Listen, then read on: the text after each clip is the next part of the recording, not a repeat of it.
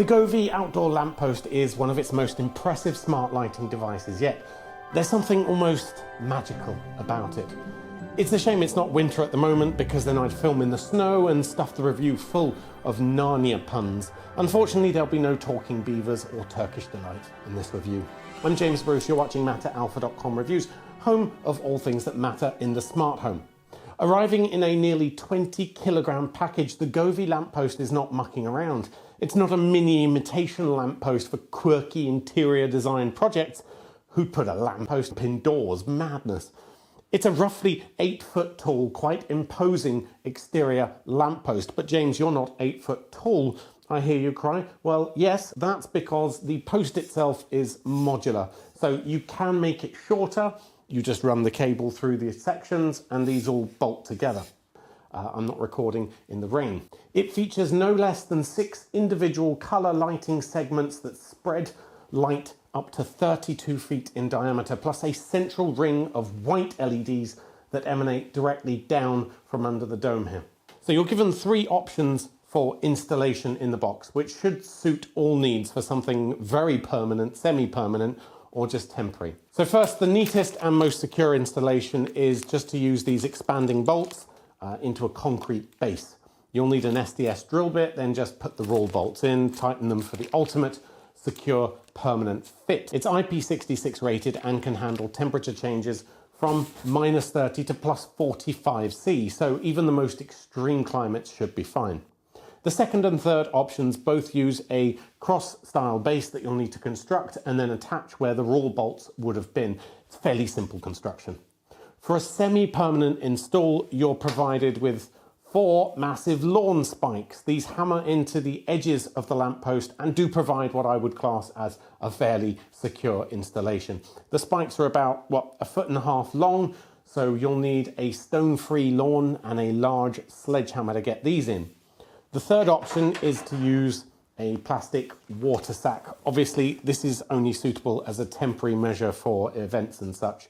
I wouldn't leave it out permanently with just this. The biggest issue for me was actually finding somewhere flat to film. Turns out living on a hill means even the spaces you previously thought were flat were not in fact actually flat. Apart from the obvious form factor, the Govee Outdoor Lamp Post has a couple of unique features that aren't found in many other Govee products, namely a light sensor and a motion sensor.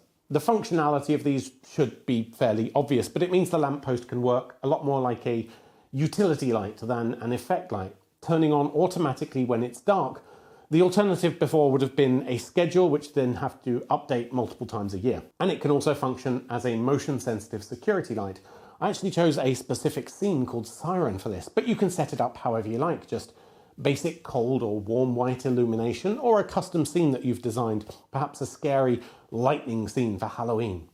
So there are 3 motion sensors on the ring light with a wide field of view for each one that gives pretty much a full 360-degree coverage, though not quite. Just be sure to angle one of them directly at a particular spot if that's where your security concern is. As with all Govee lights, you get a large selection of built-in scenes, music reactive modes, and it's even compatible with DreamView for the ultimate outdoor synchronized lighting display. There are only 6 lighting segments, plus a separate cold, warm white ring, however, so the scenes can be a little more limited compared to, say, the Govee Skyline that I looked at last week, with that beautiful LumiBlend color mixing technology. The lamppost is a lot more segmented. And again, as with nearly all of Govee's new releases, it's fully Matter compatible, so you can control it from your phone, from your smart speaker of choice, or just remotely. But let's talk about some of the downsides. As usual with Matter, you only get a single color choice and no scene selection. That's an inherent limitation of the current Matter protocol. So you can set it as red, but all of the segments will be red. You can't choose an individual segment. But it's made even more complex by the fact that there's the separate ring color mixing lights and the central white color temperature. So in theory, choosing white rather than color should be simple. They are separate UIs on whichever phone you're using. But even then, I noticed that it only responded to a very small range within the full color mixer, sort of light orange to basic white. The extremes, the bluish white light and the very orange warm white light, were just completely ignored. So it feels like that's an error.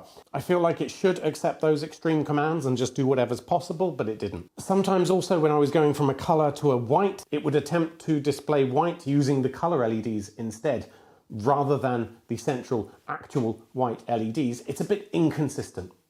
The other disappointment with Mattersport is that it's limited to only the light function that's exposed, despite the fact that it's always powered and has a light and motion sensor that could potentially be used for automation. I'm not sure if this is a Matter limitation on specifically lighting devices, but I don't think it is. There are devices that can package multiple endpoints in a single Matter registration, like the SwitchBot hub that gives you temperature, humidity, motion, light sensors, buttons, and a bridge. So I would have liked to see those sensors also exposed. My only other complaint is from a more aesthetic point of view. While the basic white LED ring light can't be seen unless you're sort of level with it, you can always see these segments on top, even if you take the much higher ground like I've been filming in the B-roll here. The illumination on the ground is absolutely stunning, don't get me wrong, but these big individual R, G and B lights on the top that produce that illumination are a little bit distracting. I would have liked there to be more of a hood on top of the lantern, such that if you were standing beyond the maximum zone of illumination, you basically wouldn't see them.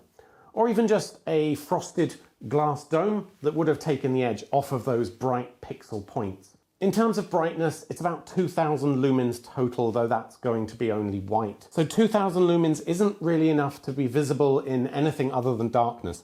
This, for instance, was filmed at 8:45 p.m. in May, so about 30 minutes before the official sunset time. It was certainly getting dark, and you basically can't see it. That's at 100% brightness, by the way.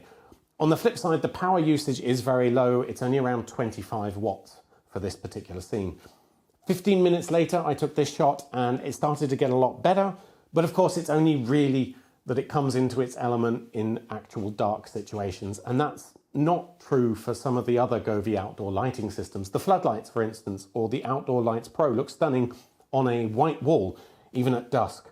So you're probably going to get the most out of this if you have a whiter or light grey paving or chipped driveway that it can reflect off earlier in the night. Should you buy the Govee Outdoor Lamp Post? There's no denying the magical quality of this light, but I haven't mentioned the price yet, which is also a little fantastical at just over $400. Likely due to the large amount of metal involved and the heavy shipping weight. Having looked at other outdoor lampposts though, it's not that far off at all. They are generally just an expensive product, even without the app control, sensors and RGB segments that this one has. The Govee Outdoor Lamp Post can produce fantastic effects, really gorgeous in the right setting, and will look stunning, but personally I would have liked to see a little more refinement to the aesthetics of the hardware. Raw LED pixels are fine on a floodlight where you're projecting onto something and you don't actually see where it's coming from, but a lamppost is a feature in and of itself. If these don't bother you, then you'll love the magic this can bring to your outdoor spaces. Hit like if this review helped you to learn a little more about the Govee Outdoor Lamp Post and see it in use, or head on over to matteralpha.com where you'll find our full database of all Matter compatible devices, as well as buying guides, tutorials, and even more reviews. Until next time.